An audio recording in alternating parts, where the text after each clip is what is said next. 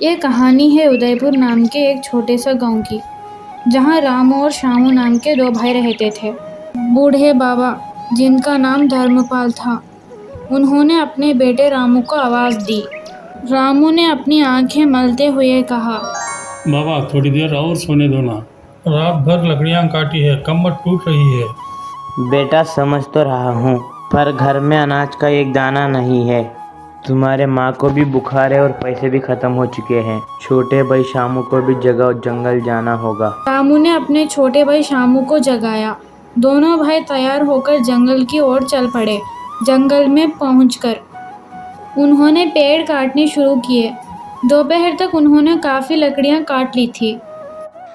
भैया आज मैं बहुत थक गया हूँ, थोड़ी देर आराम कर लेंगे। रामू ने एग्री किया और दोनों एक पेड़ के नीचे बैठ गए। तभी वहां एक साधु बाबा आ गए।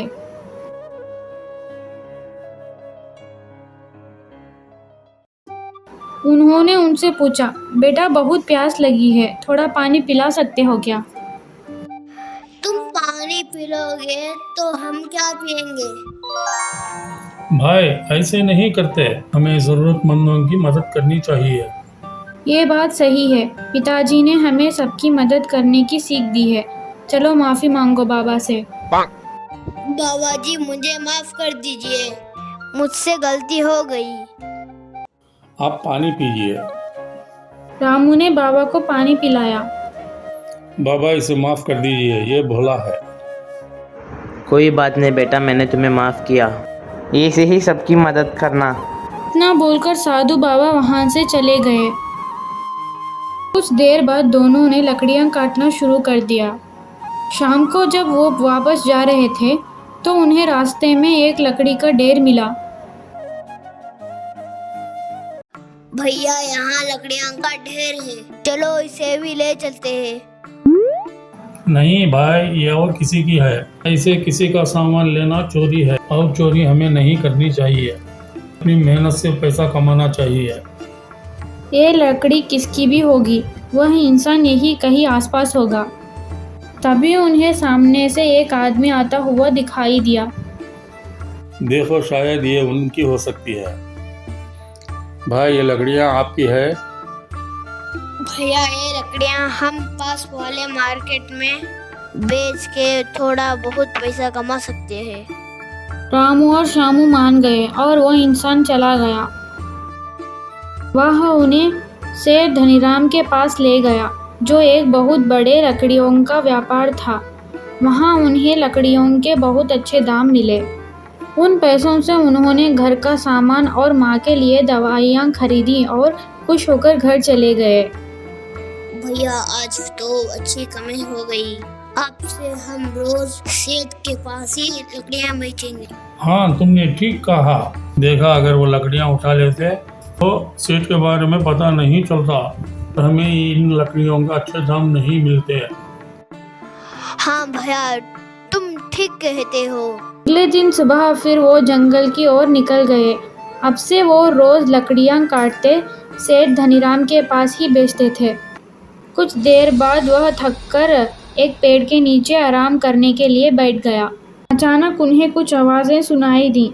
उन्होंने देखा कि पास ही एक गुफा थी और वहाँ से कुछ लोगों की बातें सुनाई दे रही थी। एक आवाज़ ने कहा, आज सेठ धनीराम के घर से बहुत माल मिला है, सारा सोना और हीरे गुफा में छुपा देते हैं। दूसरी आवाज़ ने कहा, हाँ और किसी को पता भी नहीं चलेगा। भाई ये तो बहुत सारा सोना है, क्यों ना हम इसे ले लें, हम अमीर हो जाएंगे, बाबा का इलाज भी करवा पाएंगे और माँ को भी आराम मिलेगा। रामू ने सीरियसली बोला, नहीं शामू, ये चोरी का माल है। बाबा हमें हमेशा सिखाते थे कि मेहनत से कमाना चाहिए, लालच बिल्कुल नहीं करनी चाहिए। लेकिन भैया हमारी हालत भी तो देखो, हम कब तक ऐसे ही गरीब रहेंगे? यहाँ सोना हमारी किस्मत बदल सकती है। रामू ने कहा, किस्मत मेहनत से बदल जाती है, चोरी से नहीं। हमें ये बात बाबा ने सिखाई है, हमें उनकी बात माननी चाहिए। दोनों भाइयों में बहस शुरू हो गई। शामू चोरी करने के लिए तैयार था, वहीं रामू ने उसे रोकने की कोशिश कर रहा था। अंत में रामू ने कहा, शामू अगर तुम चोरी करने जाओगे तो मैं तुम्हारे साथ नहीं आऊँगा। मैं बाबा के सिद्धांतों के खिलाफ नहीं जा सकता।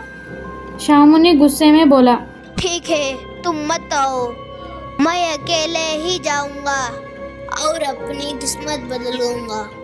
दोनों भाई घर लौट आए, लेकिन उनका मन अशांत था। रात हुई और शामू ने चुपके से घर से निकलने का फैसला किया। रामू को पता चल गया, लेकिन वह उसे रोक ना पाया। रामू ने सोचा, मुझे सेठ धनीराम को बताना चाहिए, शायद वो कुछ कर सकते हैं। रामू सेठ धनीराम के घर गया और उन्हें सारी बात बता दी। सेठ धनीराम ने रामू की ईमानदारी की तारीफ की और कहा, तुमने बहुत अच्छा किया रामू, हम तुरंत गुफा की ओर चलते हैं। सेठ धनीराम ने अपने 2 भरोसेमंद आदमियों को साथ लिए और वो गुफा की ओर चल पड़े।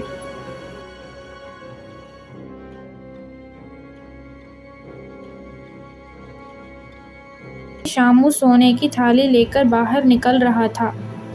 उसी वक्त डाकू भी वहां आ गया और उन्हें शामू को पकड़ लिया। तुम यहाँ क्या कर रहे हो? डाकू ने गुस्से से पूछा। शामू डर गया और उसने सब कुछ बता दिया।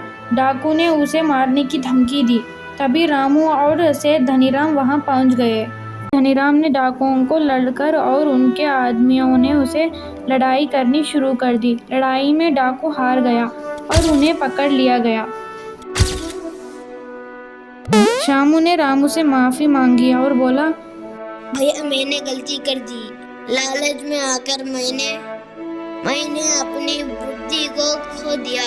आपने सही कहा था, हमें मेहनत से ही कमाना चाहिए। रामू ने शामू को गले लगाया और बोला, कोई बात नहीं शामू, गलती से ही इंसान सीखता है। अब से हम दोनों मिलकर मेहनत करेंगे और अपने परिवार का ध्यान रखेंगे। सेठ धनीराम ने रामू और शामू की ईमानदारी और बहादुरी का सराहना की। उन्होंने कहा, तुम दोनों ने आज एक सबक सिखाया है। ईमानदारी और मेहनत हमेशा पाल देती है।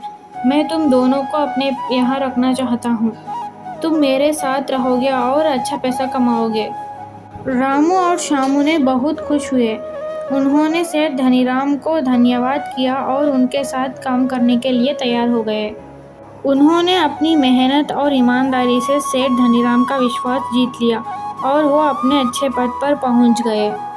उन्होंने अपने बूढ़े पापा का इलाज करवाया और अपनी माँ की देखभाल की।